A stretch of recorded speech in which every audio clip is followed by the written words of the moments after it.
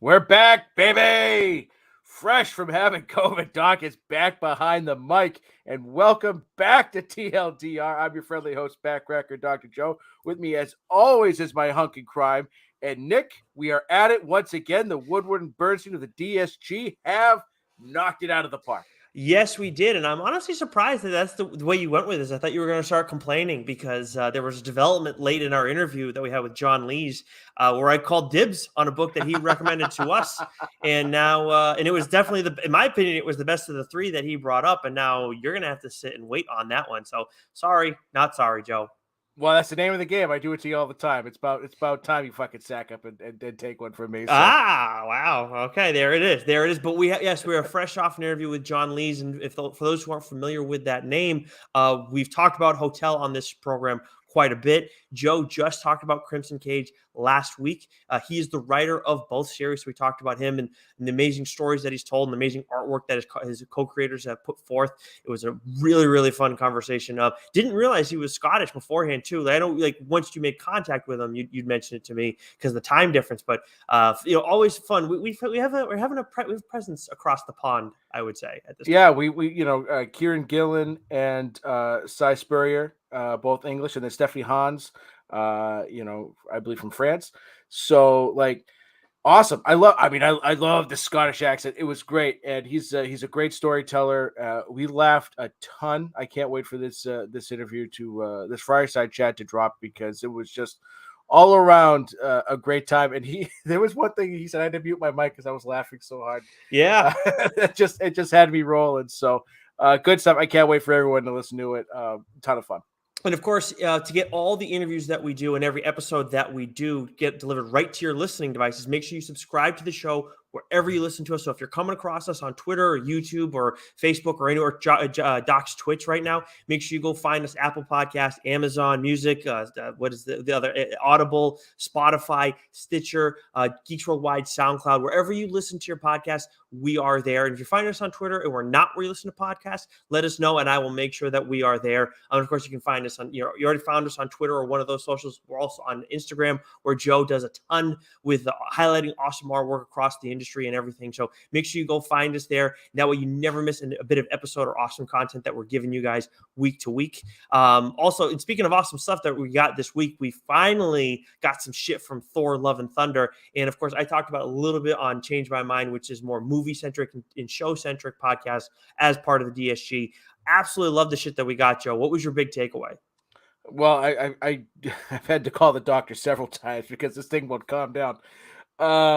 Man, it was awesome. And it will probably be the only teaser / trailer that I watch because I did that with the Batman. I think I watched one more trailer that I probably would have liked, but I wanted to go in as fresh as humanly possible. And this teaser was so freaking good. Yeah, kiddo? It was awesome. Oh. You can all right, you can give it a go, but I think it might be a little difficult for you, kiddo. She wants to play some Pokemon.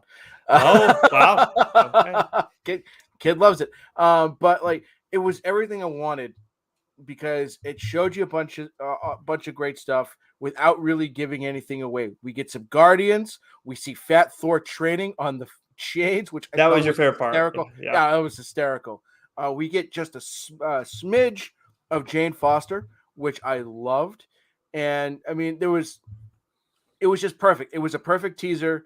The music was great. Sweet Child of Mine by Guns N' Roses. I thought, Taika Waititi is the new, sort of James Gunn, I think, in the MCU because, James Gunn is still going to come in and do the final Guardians movie, but I think that might be it for him. I don't know, but but I think Waititi has come in here and just not just elevated himself, but I think elevated the MCU because the Thor Ragnarok and now this teaser trailer, this has the potential to be again right up there, if not in the Mount Rushmore for consideration. And I know, it's a bit of hyperbole to say that coming off the teaser, but I just love what he's done so far. And what I get here just solidifies that he gets it. His use of music, his use of colors, his use of comedy. it's perfect. Yeah, I think you're onto something too with James Gunn, because as they're kind of reestablishing things over at DC, we've seen a ton of reports. As much as I do think Matt Reeves is going to have a home there for a while if he wants that to be his home, I do think James Gunn, they'd be a fool to not make him a big time decision maker over there with DC, because They I mean gotta. I mean, after what he did with the Suicide Squad, I think again, talking about storytellers, I think he is one of the best that there is. So got to find a way to make those two your cornerstone pieces of the DC movie franchises over there. Major get for DC, Yeah. because that's, it seems like it's going to be a big loss for Marvel. And I know of all the events that led to, Disney sort of, letting James Gunn go and all of that. But like when they got him back, to do, when it was announced he was going to do Guardians 3, it's like, okay, get him in, lock him in, don't let him leave. But by that point, they'd already announced he was doing Suicide Squad. And I think DC was like, we gotta keep this guy. And Yeah. They have to. They got to capitalize on that. And speaking of trying to read the tea leaves of all these different things too, we got the latest episode of Moon Knight. Of course, the fourth one drops on Wednesday on New Comic Book Day. But coming off the heels of the third one, Joe, as we're getting more and more mention of Ahmet and we're not seeing this character yet, I'm reminded, this character was center stage in the Lemire run that I've talked about on this show, my favorite Moon Knight run. And I'm starting to wonder, as we get more and more of this, more mention of this character, but not seeing this character. I know Oscar Isaac's only under contract for a 6-episode series, but if they're going to do more with this character, to me, it would make sense to find a way to have Ahmet be at the center of things in the second series, and maybe kind of do work off of Lemire's run with the character. I would be, oh my god, that is one of the best runs. It's my favorite Moon Knight run, period. One of my favorite Marvel comics ever. Such a mind fuck. And we've kind of gotten a little bit of that in this series, how like they've bounced around with the personalities. But I'm curious, what's your big takeaway from that one? Well, so I chatting with some of the guys in the DSG, I know that Wes had some issues with it, and Goo didn't seem to be a big fan of it. I mean, I enjoyed the episode very much, but I was disappointed with a few things, like the scene with all the gods and how they were all talking through their avatars. Like, granted, it was probably expensive if they CGI'd that whole thing, and so I kind of get it. But they've done well with Khonshu, so it's like, you do well with him, why can't you do well with the other? Yeah, I think it would have given that scene a little more gravitas, and I think it was just a little clunky in the because when they get zapped in, and then there was a shift in the tone of it felt a little clunky. I thought the fight scenes and the fight choreography has been great, and I love where the story's going. And I think you're right. I think what we're gonna get is sort of that character will be that big sort of finale piece that'll set up, the second season, which I think they'd be dumb not to greenlight, because from what I could tell, it's a very popular, very successful so far. I mean, it's slower. The only thing that was, that wasn't as action packed was Loki. But I'm enjoying this more than Loki, because Me too. Right, with Loki, yes, it was good, and it had some really good moments, but the fight choreography kind of stunk, and too many soliloquies, too much of just Loki talking. Yeah. Like the character development, I know they did that with the character in Loki as well, but with the Moon Knight one, this is a character we haven't seen in the MCU, and for a lot of people, they just haven't seen ever before. They just know about him from those of us who have read them. And for me, they do spend a lot of time developing Mark Spector. Still a lot of question marks, don't get me wrong, as there should be with the character who's dealing with DID. But as they're developing this character along the way, we are making progress with the plot. With Loki, I felt like there was a lot of, I don't know, spinning tires with it. And I know in our, our podcast group, a lot of guys like Loki most, or it's number 2 for them in the Disney Plus movies. Not for me, not for you. Still, obviously carries a ton of weight and still enjoyed it, but just, I don't know. I'm a little biased because of how much I like Moon Knight, but I've really, really enjoyed what they've done so far. As much as the third episode, definitely the worst of the 3. Still not bad, but definitely definitely a little confusing at times. Yeah. I mean, for me, Loki is your classic. He's best as a side character when he's got to carry his own thing. For me, I'm not Jack Black, right? He's a perfect side character. But when he's got to mainline his own thing, not at his best. Right? I hope you're not disrespecting School of Rock right now because I'm No, real School of Rock was great. I'm thinking like Shallow Hal. Like to me, like Jack Black was great in Saving Silverman. He was great in High Fidelity. Like he's perfect in that side role. Like not too much, like just right. That's Loki for me. Like I don't need too much Loki. Like I just need him in bits and pieces here and there, and because he can help advance a story. But when the story is him, it just lost me a bit. But that's different argument for a different day. But it's a fair point. But yeah, it is a different argument for a different day, just because we do want to get to catching up before we get to what's new. For me, of course, reading The Crimson Cage. Joe talked about that on the show recently. We had John Lees on. Of course, I'm going to read the series, and I really, really enjoyed this. We'll talk about it a little bit more later because the final issue does drop this week. Of course, spoiler free. But Ghost and You, the fourth Reckless book came out last week. Talked about Reckless on the show. Finally, I haven't gotten to finish this the fourth Reckless book, but this is focused on Anna, and I have really, really enjoyed this so far. I'll definitely report back when I've completed this one, which will be by next show for sure. But I've been a little preoccupied. Actually, I don't know if you want me to tell. I should tell people, Joe. I did get engaged between this show. I was going to save it for the end. Oh, you congratulations, were? Nicholas. Oh, thank you very much. I appreciate it. So my reading has been I've been a little preoccupied lately, so I haven't been able to read as much since last show. Still got plenty of reading done. We'll talk about more on what's new, but what do you got for catching up?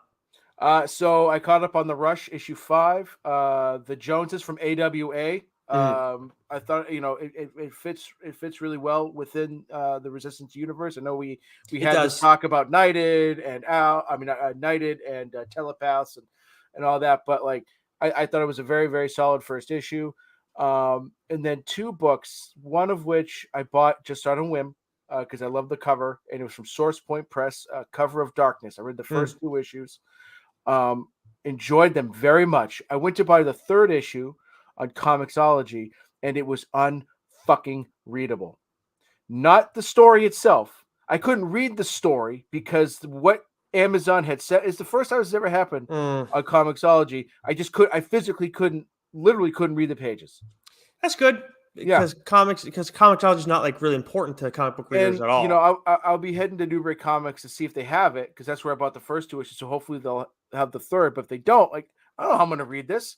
I contact Amazon. They're like, "Oh, well, here's your $1.99 back." I go, I'm typing the thing. I'm like, I still want to be able to read this book. How am I going to read this book? Here's your refund. I'm like, this is pound off. Yeah, Amazon needs to get this is what sucks. So Amazon doesn't need to get it together for them, because like from a business standpoint, they're going to be fine. But from like Comixology standpoint, it's like, what the fuck are you doing? Like, hey, if you don't want to go and monitor all this shit and take care of it, then just don't make all these changes that you did. Just leave it how it was, because it was fine for a long fucking time. Well, so here's the thing, right? Because it's not like Amazon just bought Comixology, right? They've owned Comixology for a long time. But several months ago, they sort of updated it and made these sweeping changes to it, and it's been brutal. And there's no reason to. There's no. It's the updating things for the sake of updating them is fucking stupid. Leave it. Brutal. It was fine. But anyways, Cover of Darkness, the first 2 issues from Source Point Press, I enjoyed it very much. And then 2 other books, real quick. When we talked with John Lees, one of the last things that we discussed with him, is he's got a project coming to Vault. Vault a few months ago announced all these upcoming titles with all these writers, some very well-known writers, John Lees being one of them, but he couldn't really talk about it. But one of the first books that came out from this is called West of Sundown, and it was fantastic. It's a vampire book, but it's a slightly different take. It's hard to explain. I need to read the second issue. I can't wait for the second issue to come out to get a little bit better of an understanding for it. But I enjoyed it very much, and Vault lately has been killing it. Like they're cooking with some gas. So West of Sundown, #1, check that out. And then this book, I broke a cardinal rule without knowing I broke a cardinal rule. Boom, #1, must read. Well, The Killer, Affairs of the State, is technically a Boom book, but it comes out under the. How did you not jot this down, Nick? I'll find it. It's Archaea. There we go. I'm looking for the word imprint. Thank you. That was the word I was Yes. looking for. So Archaea apparently is an imprint of Boom Studios. So like when you see the book, I grabbed the book. It was the first issue I grabbed. I didn't realize was a John Boy Myers cover. It read, with the character on there. It just says Archaea and it says the killer, the killer of affairs of the state. So I grabbed it, and then like it kind of just sat in my pile. So then I go to read it, and there it says Archaea, an imprint of Boom Studios. I go, oh Jesus, Joseph, you should have fucking read this already. But I read the first 2 issues. It's awesome. It appears as though it's being adapted from it's a foreign comic that's being adapted, sort of like how Mercy was from Mirka Andolfo. Absolutely awesome. I can't wait to read the next issue. It was so friggin' good, Nick. I remember seeing John Boy's cover for this at first. I didn't realize 2 issues of this were out already. I definitely do want to read this. Did you call dibs though already? Oh, I called dibs in the text. First thing it says, I'm calling dibs on this book, and I didn't say what the name of the book was, and then. Yeah, that sounds about right. That's your game. Yeah, very sneaky, very shady, but which is why sometimes I'm gonna do that too. It's what happens. I'm glad you sacked up. About time. Sure. It's only been a year and a half. Okay. Yeah. Well, I'm very excited to hear about that when the time comes. But this is where I appreciate having different imprints for these companies. Obviously, DC has Black Label. Marvel, what did they do? Was it Max Comics? I forget what it was, but I appreciate having these kinds of things. But at the same time, you gotta I don't know how this we missed this. If this was a regular Boom book, we would not have missed this. So I don't know what happened there, but they're definitely going to be. Is it Archaea? Archaea, Archia, I believe. Unless I'm Archaea, something like. So we're gonna make sure we got to make sure that they stay on our radar going forward, especially if you like this series. But I don't think we have anything from them. But we do got to get to what's new, of course, this week in comics. We'll kick things off with Marvel as we usually do. Of course, we got the return of the Wolverine mainline issue 20. Benjamin Percy, we talked with him a little while back about Wolverine, about Ghost Rider. And I mean, he's got a ton planned for the character still. So very excited to see what he does from here. Still got some crazy Wolverine events that he wants to do. So I got to imagine he's going to be sticking with this character for a long ass time. Of course, you're reading Shang-Chi. Issue 11 of that is out this week. We get Doctor Strange, Nexus of Nightmares, issue 1, Spider-Gwen, issue 2, and then the big one that was on my radar was Hulk, issue 6, the end of this arc, the Donny Cates' first arc. Ryan Otley, of course, on art. Oh my God. Otley's art was friggin' outrageous throughout this whole thing, but in this issue specifically, absolutely crackers. And this is right before we go to was it Banner of War? This is Hulk versus Thor we got coming up. Of course, Cates writes both titles, Joe. And my God, this see, the thing is, as I've over time, we've kind of learned, artists, especially when it's the big 2, they start asking, there's always a what if happened. That's why what if is an interesting concept. But in the end, a lot of these stories are what if this happened? What if that happened? And there is pretty blatantly a what if question in this final issue that Donny Cates asked. And I'll tell you what, Ryan Otley is the one that has to answer that question. And it's holy fuck, it is awesome. And it gets deep and everything too. Man, I absolutely love the way he ended this arc. I'm loving this Hulk story. I can't wait. I fell an issue behind because when we get to review copies, I somehow forgot to put this in the proper folder. And so when I saw that issue 6 was coming out this week, I was like, no way. Can't be. And I went back and I was like, oh shit, I never read issue 5. So I've started reading issue 5. I haven't finished it yet. But I can't wait. I mean, look what Donny Cates has done is he's taken a character that neither of us give a shit about. And we are absolutely enamored and fascinated. Mm-hmm. Yeah. Right? It's fantastic. This is one of my favorite, especially from the big 2, one of my favorite books going on right now. I know. This has been a must read. I can't believe I made that mistake because this is one that I make sure that I'm going to read before every show. Yeah, and you fell behind somehow. That's unbelievable. Coronavirus. It's been going on. Yeah, you've had that for 5 months. Yeah. But why don't you tell us about DC then? Because I know you didn't fall behind on everything this week. So from DC this week, we have Robin's number 6. I've yet to do, so Nice House on the Lake number 8. Talk about usually I have read for this, for that week's show. I didn't get to it yet, but issue 7 was probably one of my favorites of the series so That's far. right. So I can't wait to read this one. And then we had 2 books that we want to discuss. I'll go first. I read Chip Zdarsky's Batman the Night #4. And so a little peek behind the curtain. We wrapped up our interview with John Lees. We took a little break, and then we're recording this. And so we recorded this so that I had a chance to read a book. Right? Because I wanted to read one more book. Yep. So I could talk about it. Right. I'm spitting truth here. Yeah. And so it was between this and a couple of other heavy hitters. And, and I was like, I'm going to do this one because I've been loving the story that Zdarsky's writing. And so this issue, right, we've talked about, like, not to keep, mentioning Davey about this, but like when this was first announced, he's like, well, isn't this just Batman Begins? Haven't we heard this before? Mm-hmm. And up until this point, it hadn't been. But this issue was very Batman's Begin like, because we were introduced to Deckard in the 3rd issue, and now we see, Bruce, up in the mountains training, learning, his martial arts. So it's very similar in that manner. And the reason for him leaving was also very similar. It wasn't the same, but it was very similar.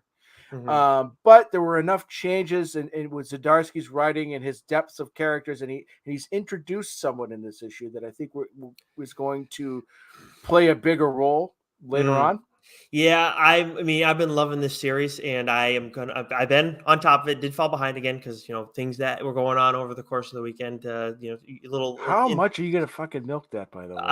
Oh wow, what a dick! Oh God. I'm gonna milk it as much as I need to. You should be. You should. But I'm very excited to read this fourth issue. Obviously, Chip Zdarsky is going to be taking over the Batman mainline over this summer. Hopefully, we can catch up with him beforehand and talk to him about this and what he's been doing with 100%. Daredevil too. For me, the last one that I crammed in before this show was Nightwing 91, of course, written by Tom Taylor, who we've been talking about a lot with the end of Seven Secrets coming, but because he's doing so much with DC. And when you read Nightwing, you're often reminded why DC locked him up to an exclusive deal. And this issue of Nightwing is more of what I know how you got a little frustrated how things got stalled because of Fear State, but this is more of what we want from Nightwing, where, of course, the dialogue is outstanding. We're dealing with him and Wally West, and you got quite a bit of humor, mixed in there. And it moves really quickly. The pace on this book is outstanding, and then it's just also where like Nightwing is making some really, really big moves throughout everything in this issue. And by the end of it, he's putting some of his adversaries in a spot where it's like, yeah, like it's not going to be as easy as you thought it was to go after Dick Grayson. So better get your shit together. I don't know what the fuck you're going to do, but I love how he's safer as Nightwing than he is as Dick Grayson. It is a wild thing how they've kind of spun things. But yeah, I really, really love, the Nightwing 91, another awesome issue from Redondo and Tom Taylor. Of course, the art's been great in this, and some of the stuff they do with Wally West in this is very interesting, but we saw at the end of Nightwing 90 where Wally West was getting, he was the first of all of Dick Grayson's friends that was going to get confronted with KG Beast, and what they do with Wally West in that opportunity in the first few pages of this, not really spoiling anything. You knew it was coming. I really liked how Tom wrote that, and of course how Bruno ended up drawing that all too. It really flowed nicely. So awesome, another awesome issue of Nightwing. Redondo's art's been fantastic, but I think Jamal Campbell's also been doing a handful of the covers, for the past several issues, and his cover work, for these books has been up there as well. Yeah, they've been everything Nightwing related. Again, I know Fear State was a bit of a frustration point, but everything else has been awesome since Tom Taylor has taken over. They even kind of talk a little bit about what happened with when actually this isn't Tom Taylor that drew this one. Redondo that wrote this run. This is Borges that drew this one. Still a very similar art vibe, but I can see the difference actually looking at especially at Wally West in this, the way that the inking is done and everything. But anyways, still been an awesome run with Taylor at the helm of all this. From Image this week, we got Ice Cream Man 29, Homesick Pilots 14, Slumber 2, Bolero 4, and then we have a couple titles that we're both looking at. First, though, tell me about the book that I'm waiting for you to fucking talk about on the show that I should be the one reading this right now. The Good Asian. Good Asian number 10 drops this week, and this is the finale, right? So I guess it's going to be the first arc, right? 10 issues, because I think this book was only supposed to go 8 or 9 maybe, and they extended it out. And so it was one of the better, if not one of the best noir stories, in comic form, that I've read. It's, the way it wraps up is perfect. It all comes together, as in typical noir, crime story fashion goes. Like you to get from point A to point B, it gets very convoluted, and not in a bad way. Many twists and turns, and then you always sort of get that neat wrap up, like boom, boom, boom, boom, and it was done perfectly here. And what Porn Shack has done here, with this story and this characters, he's incorporated a lot of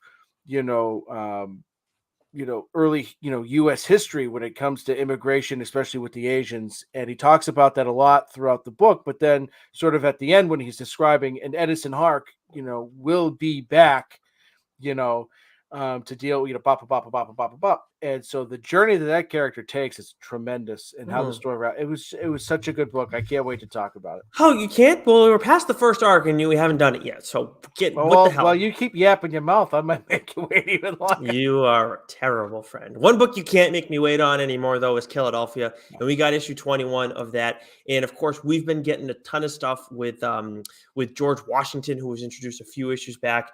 And Seesaw is in a very actually, he's kind of in a Seesaw-like spot where he is trying to figure out exactly what he wants to do moving forward. And honestly, just real quick, the name Seesaw is perfect for this episode, right? Because you're thinking Seesaw, up and down, one way, this way, and like you just said, where he's at right now, the crossroads that he's at, like there couldn't be a more fitting name. It's I mean, all around with this character too, because where he started, then where he jumped to, and like you said, now where he's at now, he's teeter-tottering on. And honestly, I don't blame him, because we get some serious revelations about George Washington and how he was led to how George Washington was led to the situation, not so much George Washington specifically. And it's like, again, I said it when we first heard George Washington's plan. It's like, I can see Seesaw kind of going in that direction, and maybe not necessarily working with Washington, but trying to take him out and then do what Washington was talking about. And, on principle, not having somebody else tell him what to do. But now it's kind of feeling like maybe he's just flat out going to get pulled to that side.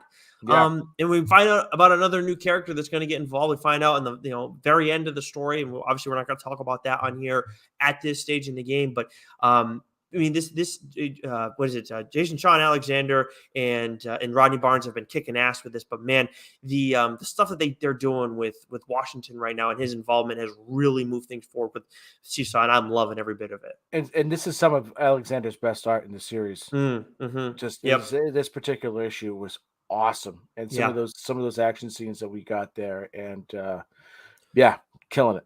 So from Boom, we get to move on to them. We get Power Rangers 18, Faithless 3, issue 3. Love those. Love when we get one of those titles. We got The Vampire Slayer, which I will have to give a look. I don't know if you're planning on giving that a look, but I was going to give it a look. Yeah. Yep. The issue 1. We got Magic the Hidden Planeswalker issue 1, which is a spinoff of everything Jed McKay's doing over with Magic the Gathering at Boom. From Dark Horse, we got Black Hammer Reborn issue 11, Stranger Things Kamchatka issue 2, The Collector Unit 731 issue 1, which I might give that one a look. Assassin's Creed Valhalla Forgotten Myths. I think I want to go back. I like looking at some of the Assassin's Creed stuff we've gotten over the years, although sometimes it's been Dark Horse, sometimes it's been Titan. I don't entirely understand that. What about from AWA, Joe?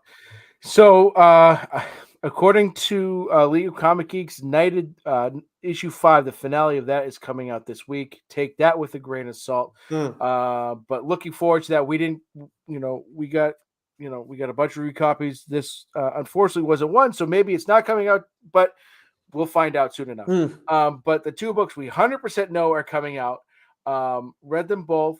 Crimson Cage issue 5. So I talked about the first 4 issues. Yep. Last week we get the finale. Man, it is everything you want. Everything you want. Because we know that it's Macbeth set into the stage in 1980s. Wrestling, and so like. If you know Macbeth, you sort of know how it's going to end, but the way it ends, the way Lee's, deals with the characters and their outcomes, it is vicious, it is violent, and it is awesome. Like, So good, man. perfect. So good. I mean, this is so like I mentioned off the top, like I had to catch up to be on top of this because Joe had talked about it on the show last week, and of course we had John Lees on. Great conversation all around about the Crimson Cage, but man, this final issue, the Cormacs, man, they earned their paychecks with this issue. I mean, they were great throughout the entire series, but some of the stuff that goes down here, man, is just absolutely vicious. Really love their artwork in this series. I love that. I'm so very happy that you enjoyed this book. I mean, I had no doubt that you would, but like that's the thing, right? Like John Lees had to find a way to marry Shakespeare and wrestling and have it, be something that I think will appeal to anybody. And he does Mm-hmm. it perfectly. And so, like, hopefully you notice, like, yes, it's set to the world of 1980s wrestling, but like the story is there. The story is good enough. The art is there. The art is fantastic. And I think, you don't have to be a wrestling fan to enjoy it because Nope. it's just that good. Yeah, you don't have to be. And like to me, one of the big things is where like the what Lee said to us in the conversation, not take too much away from the interview. You guys will, for those watching us on the stream, you'll hear it in audio form when that interview drops at midnight on New Comic Book Day. But he said how like with this story, like with Macbeth, it's like it's a horror story. Yeah. So you want to like make it like in that vibe. To me, is the biggest thing in all this that really takes it to that next level. So yes, I do enjoy the wrestling bit of it and the drama that's happening in the ring, outside of the ring, and all that. But like what brings it to that level of like this is awesome, and Yeah. absolutely anybody who likes horror comics can enjoy this. Is that element that they brought in, and the Cormacs, both Alex and Ashley, like they really bring it to that level. Kill it. Yeah. Absolutely kill it, figuratively and literally. Yeah. With the story. So Crimson Cage, read it if you haven't, and you want to, read it all at once. I believe the trade for this will be coming out in July. Yep. So definitely keep that on your radar. But if you can find, the floppies for this, go out and grab them. And then lastly, from AWA this week is Primos #3. This has been, a solid book. I think the issue I have with it is just some of the dialogue. One of the characters, he's 17 years old, and sometimes it feels a little forced, but like this issue definitely ramps up. It ramps the story up a bit. This is my favorite issue of all 3, but no surprise, it's got the most action. It's paced a lot better, than the first 2. So this is a very solid book. Nice. And Okay. so yeah. I might give this a look when it's all done to make sure Yeah. that you have that you liked it in full. Yeah. Obviously this one's gotten a lot of pub from AWA, so very curious to end up taking a look at this one from Source Point Press. You mentioned off the top that the Cover of Darkness issue 4, which actually I did pick up that first issue because I knew you were going to give it a look, and I saw that cover was pretty cool. And this surprised me because I thought I had read somewhere it was only 3 issues. It was going to be 3 issues, which when I read that, I go, that's weird because they're really going to have to fly through the 3rd issue, which I can't read. But I'm going to be looking forward to issue 4, and hopefully I can grab issue 3. Also from Source Point Press, we got Corollary issue 1. I'm going to have to talk about Good Boy on here at some point. Of course, we talked with our guy Sheldon Buchert about that in his cover work that he's got. Oh, and he dropped some of that on the variants that he's cooking up. Mm-hmm. He posted that on his Instagram page at Shadow Puppet Studios, where he's doing some Ninja Turtle crossovers for those covers. Man, dope as hell. So I'll definitely talk about that on the show. I don't want to keep you waiting on that one at all any more than you have to already. But we also from Titan this week are getting Blade Runner Origins issue 11, which Joe was reading, and then Night of the Ghoul issue 6 from Comixology is out this week. Correct? It is. I got no idea it was coming out from Comixology because they were brutal. And then and for a while, League of Comic Geeks was really good about saying, "Oh, Mm. Comixology is releasing this," and I missed the finale, or I missed the last issue of the Clear, which I have to go back and catch up on, and now I've got to do it with this. It's like, God, just something, man. Like, you Yes, gotta be kidding me. something. It's all. I'm having a hard time buying all this now because what I'm finding is you're just trying to delay shit and torture me more. At first, it's the Good Asian. Now it's this. I feel like there's another one that's slipping my mind right now. But all these things that I have to friggin' wait on because you're just dragging your ass, and I'll it's flat out tell you, I'm gonna make you wait. Don't you worry about yeah. Well, this whole wedding is horseshit. that. Anyways, that is going to do it for us this week, Joseph. Of course, make sure you guys go listen to that John Lee's interview if you haven't already. For those watching us on the stream, it will be available to you all tonight. You got anything before we get going? Now, congratulations! I'm so happy for you. I was total stalkerazziing Lauren's Instagram stories, and I could see where you guys were throughout the day, and I knew once you got to the restaurant, I go, oh boy, here it comes, and then you sent me the text, and I'm over the moon for you guys. I'm so happy. Thank you very much. I really appreciate it. It was obviously like that was a long week for me Yeah. waiting up. Oh, I know. Yeah, I bet. And that I final bet. day, I gotta say, anybody that's thinking about doing it at a restaurant, don't make late dinner reservations because it's gonna kill you. Because I did it at 7:30, and I wish I'd done it at like 6. We totally could have because we had the whole day off. So not my best move. Because I was like, what the fuck? I showed Megan the video. She says I would have said no out of spite for doing it in a public place. Oh, see, and I wouldn't have done that, but that place was very special to us. Yeah. And obviously, that I used the book and Yeah. everything, like had to do it there because, like, where else am I going to do it? Yeah. But I think Lauren's not a big fan of the public setting idea either. But That was perfect. That was perfect, Nicholas. Exactly. It's got to work for you. But anyways, until next week, then Joe, which I think we're going to be doing a mainline episode next week. We got a trade next week, baby. Yeah, it means we're doing a trade. So we got a lot of reading to do ahead of next week. But until then, stay sexy. You know it.